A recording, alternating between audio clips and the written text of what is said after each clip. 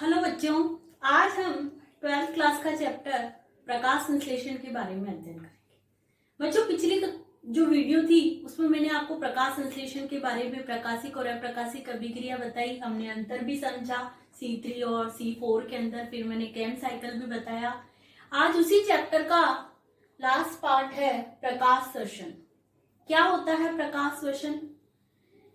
मैं आपको बता दूं कि पौधों के प्रकाश संश्लेषी भागों में प्रकाश की उपस्थिति में सामान्य श्वसन के अतिरिक्त होने वाला श्वसन, जिसमें ऑक्सीजन द्वारा कार्बनिक यौगिकों का ऑक्सीकरण होता है परंतु ऊर्जा का उत्पादन बिल्कुल नहीं होता है, इसे अपन कहते हैं प्रकाश श्वसन। समझे बच्चों? देखो ये क्या कह रहा है कि पौधों के प्रकाश संश्लेषी भागों में जो सामान्य श्वसन तो होता ही है, लेकिन कभी श्वसन के अतिरिक्त ऑक्सीजन द्वारा जो कार्बनिक यौगिकों का ऑक्सीकरण होता है। हम सामान्य श्वसन में यही पढ़ते हैं कि कार्बनिक यौगिकों का ऑक्सीकरण ही क्या कहलाता है? श्वसन कहलाता है। और उससे जो ऊर्जा उत्पादन होता है वो हमारे शरीर के लिए आवश्यक रूप से कार्य करती है। लेकिन यहाँ पर क्या होता है कि ऑक्सीकरण तो होता है कार्बनिक यौगिकों का, लेकिन ऊर्जा का उत्पादन बिल्कुल नहीं होता है। इसे क्या बोलते हैं? प्रकाश श्वसन। ये प्रकाश की प्रेजेंट में होता है, इसीलिए इसका नाम है प्रकाश श्वसन। इस क्रिया को नष्टकारी क्रिया भी कहते हैं, क्योंकि ऊर्जा का उत्पादन इसके अंदर बिल्कुल नहीं होता है। इस शब्द का प्रयोग सर्वप्रथम किसने किया था? कॉटकॉम ने किया था 1963 के अंदर। ये जो क्रिया होती है प्रकाश श्वसन की क्रिया, वो C3 प्लांट के अंदर होती है। किस प्लांट में होती है? C3 प्लांट के अंदर होती है। इसके आगे अपन पढ़ेंगे वारबर्ग प्रभाव। ये क्या होता है? 1920 ईस्वी में वारबर्ग ने बताया कि ऑक्सीजन की प्रेजेंट में प्रकाश संश्लेषण की दर को संदर्भित करती है और ऑक्सीजन के इस प्रभाव को वारबर्ग प्रभाव कहते हैं। मतलब ये कहता है कि ऑक्सीजन की प्रेजेंट में प्रकाश संश्लेषण की दर क्या हो जाती है? थोड़ी कम हो जाती है। ऑक्सीजन के इस प्रभाव को वारबर्ग प्रभाव कहते हैं। होता क्या है इसके अंदर कि ऑक्सीजन और CO2 में रुबिस्को के लिए प्रतिस्पर्धा होती है कि ऑक्सीजन जुड़ेगी या CO2 जुड़ेगी।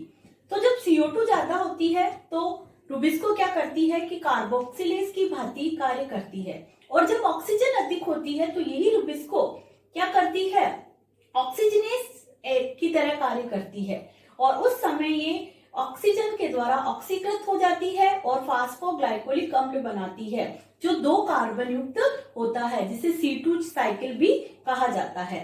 ये क्रिया इस प्रकाश श्वसन के अंदर होती है, और इसमें जो ऑक्सीजन की क्रिया है उसको वारबर्ग इफेक्ट कहते हैं, क्योंकि ये वारबर्ग ने खोजा था। ठीक है। और ये जो प्रकाश श्वसन की क्रिया है वो कहाँ पर संपन्न होती है? प्रकाश श्वसन की क्रिया जो होती है हरित लवक, परऑक्सीसोम व माइटोकॉन्ड्रिया नामक तीनों कोशिकांगों के अंदर कंप्लीट होती है। आपको हमेशा ध्यान रखना बच्चों, ये एग्जाम में आया हुआ है 1-2 बार क्वेश्चन, 1 या 2 बार क्या बहुत बार पूछा गया है कि जो प्रकाश श्वसन की क्रिया है वो कहाँ संपन्न होती है? ये हरित लवक में पाई जाती है, माइटोकॉन्ड्रिया में होती है और परऑक्सीसोम में होती है। और ये किस प्लांट में होती है? C3 प्लांट के अंदर ये क्रिया होती है। तो आगे बच्चों इसी को आगे बढ़ते हुए अपन प्रकाश के बारे में अध्ययन करेंगे। हाँ, तो आगे प्रकाश संश्लेषण को प्रभावित करने वाले कारकों के बारे में अध्ययन करेंगे। प्रकाश संश्लेषण के कारकों के बारे में अध्ययन करने से पहले इन कारकों के ऊपर कुछ साइंटिस्ट ने नियम दिए। एक तो प्रधान बिंदु कंसेप्ट दिया था और एक ब्लैकमैन का सीमाकारी कारकों का सिद्धांत दिया था। ये जो प्रधान बिंदु कंसेप्ट है वो सेक्स ने दिया था। उन्होंने कहा कि जब कोई कारक न्यूनतम हो तो प्रकाश संश्लेषण की क्रिया प्रारंभ होती है, और जब श्रेष्ठतम प्रकाश संश्लेषण की क्रिया तब होती है जब उस कारक की मात्रा जो है वो अनुकूल हो, तो वो प्रकाश संश्लेषण की दर अधिकतम होती है। और अगर उस कारक का अधिकतम मान होगा तो प्रकाश संश्लेषण की अभिक्रिया क्या हो जाती है? रुक जाती है। यानी कि न्यूनतम मान पर क्रिया प्रारंभ होती है, श्रेष्ठतम मान पर दर अधिकतम होती है, उत्पादन अधिक होता है, और अधिकतम मान पर क्रिया रुक जाती है। ये तीनों ही अवस्थाओं को प्रधान बिंदु कहा जाता है। इसीलिए इस नियम को क्या कहते हैं? प्रधान बिंदु कंसेप्ट। दूसरा नियम दिया था ब्लैकमैन ने।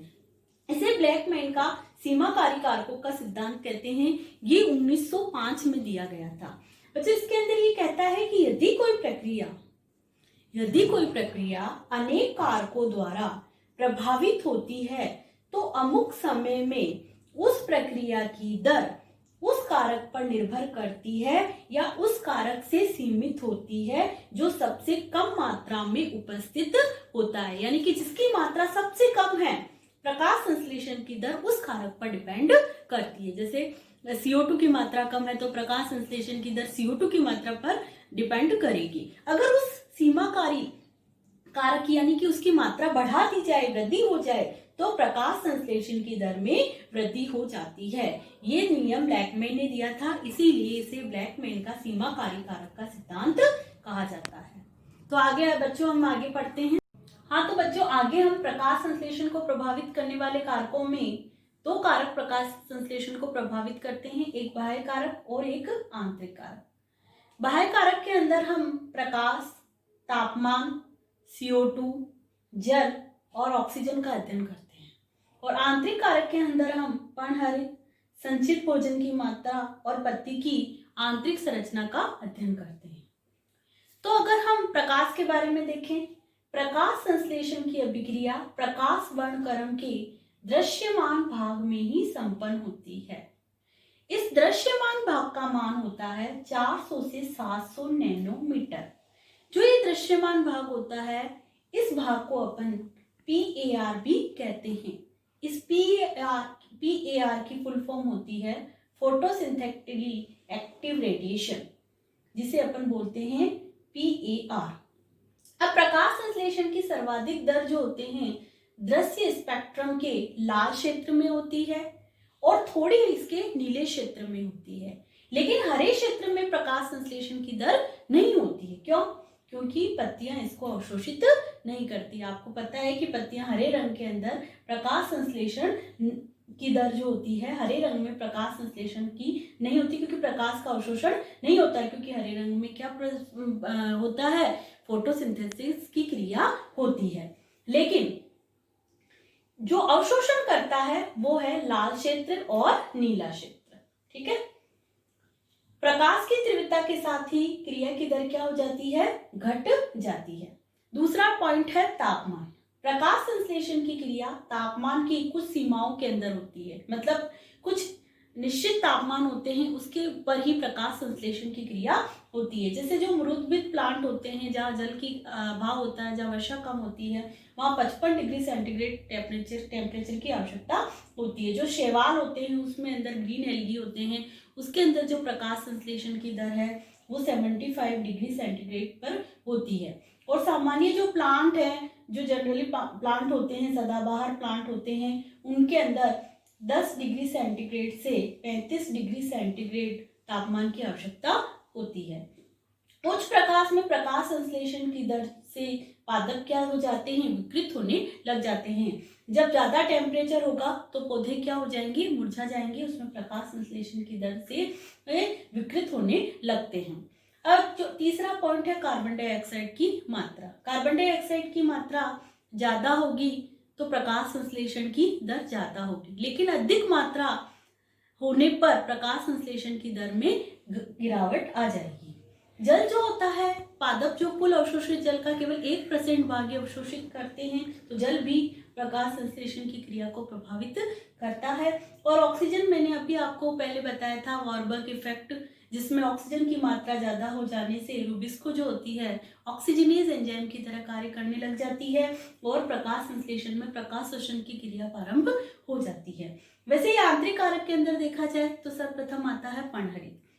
पर्णहरित क्या करता है, प्रकाशीय ऊर्जा को रासायनिक ऊर्जा में कन्वर्ट करने का कार्य करता है। अगर पर्णहरित में प्रेजेंट है तो वो भी प्रकाश संश्लेषण की क्रिया को प्रभावित करता है, क्योंकि पर्णहरित की मात्रा ज्यादा होने पर प्रकाश संश्लेषण की क्रिया भी ज्यादा होगी। अगर संचित भोजन की मात्रा अगर प्रकाश संश्लेषण की क्रिया को प्रभावित करती है, क्योंकि इसकी मात्रा बढ़ जाने से प्रकाश संश्लेषण की क्रिया भी बढ़ जाती है। वैसे ही पत्ती की आंतरिक संरचना देखी जाए तो रंध्रों की संख्या अगर बढ़ेगी, रंध्रों की संख्या बढ़ने पर CO2 की मात्रा को अधिक अवशोषित करेंगे, अधिक अवशोषित करने से प्रकाश संश्लेषण की दर क्या हो जाएगी, बढ़ जाएगी। इस प्रकार पत्ती की आंतरिक संरचना भी प्रकाश संश्लेषण की दर को प्रभावित करती है। इस प्रकार बच्चों हमने देखा प्रकाश संश्लेषण को प्रभावित करने वाले कारक में प्रकाश, तापमान, कार्बन डाइऑक्साइड, जल, ऑक्सीजन। आंतरिक कारक में हमने पर्णहरित संचित भोजन की मात्रा और पत्ती की आंतरिक संरचना के बारे में अध्ययन किया। अब बच्चों मैं इसी वीडियो के एक और वीडियो आपको सेंड कर रही हूँ, फोटो सेंड कर रही हूँ, जिसमें इस प्रकाश संश्लेषण से संबंधित कुछ क्वेश्चन दिए हैं मैंने होमवर्क के रूप में, वो आपको अपनी कॉपी में करने हैं। और मैं आशा करती हूँ कि आपको ये लेसन समझ में आया होगा।